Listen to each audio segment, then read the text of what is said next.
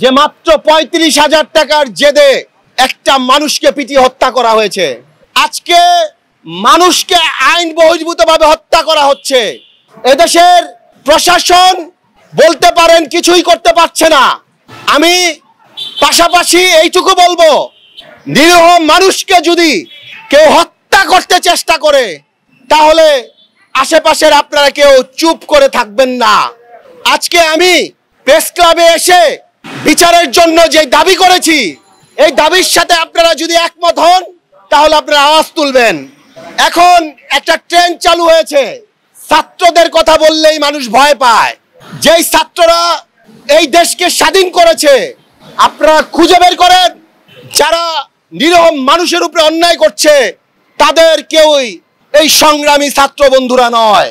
এগুলো কিছু নামধারী ছাত্র এবং তাদেরকে পিছন থেকে আঙ্গুল দিয়ে দেশের নিরীহ মানুষকে মারার জন্য একটা পায়তারা শুরু করেছে।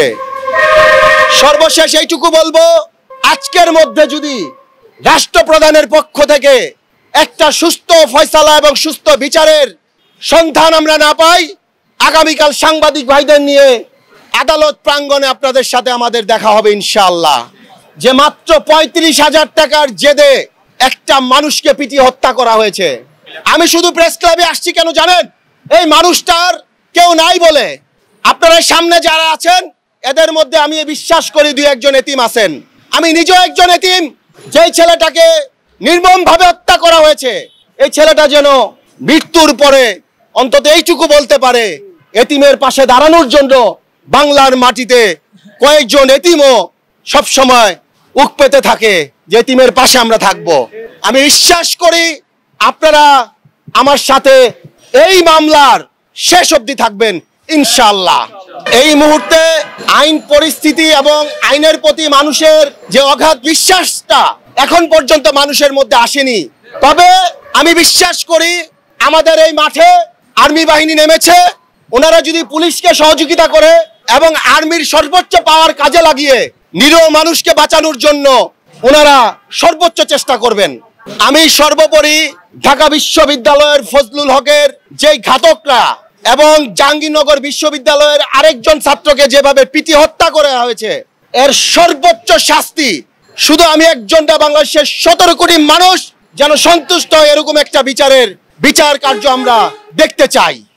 অন্তর্বর্তীকালীন সরকার গঠন হয়েছে, সে সরকারের হাতে এখন দায়িত্ব, কিন্তু বিভিন্ন জায়গায় আমরা দেখতে পাচ্ছি ছাত্র সমাজ, ছাত্র নামধারী কিছু লোক বিভিন্ন অঘটন ঘটাচ্ছে।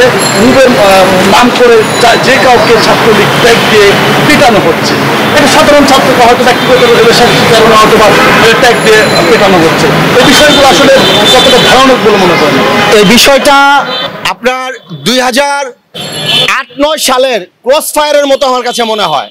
যখন আমি দেখেছি ২০০৮-৯ সালে আপনারাও জানেন কক্সবাজারে আপনারা দেখছেন যে একটা ফোন লিকেজ হয়েছে, একটা নিরীহ মানুষকে, সে মাদকের ব্যবসা করে না কিন্তু তাকে ক্রস ফায়ার দিয়ে মারা হয়েছে। তো আমি মনে করি ২০০৮-৯ সালে যেভাবে মিথ্যা ক্রস ফায়ার দিয়ে মানুষকে গণহত্যা করা হয়েছে, এখন দেশ স্বাধীন হওয়ার পর নিরীহ মানুষকে হিংসায়িতভাবে ক্রস ফায়ারের মতো মারা হচ্ছে। এখান থেকে বাঁচতে আমাদের সবার এক হইতে হবে, প্রশাসনকে আরো শক্তিশালী হতে হবে। আগামীকাল শনিবার যদি কোর্টের কার্যক্রম বন্ধ থাকে আমি আমার উকিল মহোদয়কে নিয়ে খোঁজ করব। যদি বিশেষ কোর্ট বন্ধ থাকে আমি অবশ্যই রবিবার সকাল 10টায় আদালত প্রাঙ্গণে এই মামলা করার জন্য হাজির হব ইনশাআল্লাহ।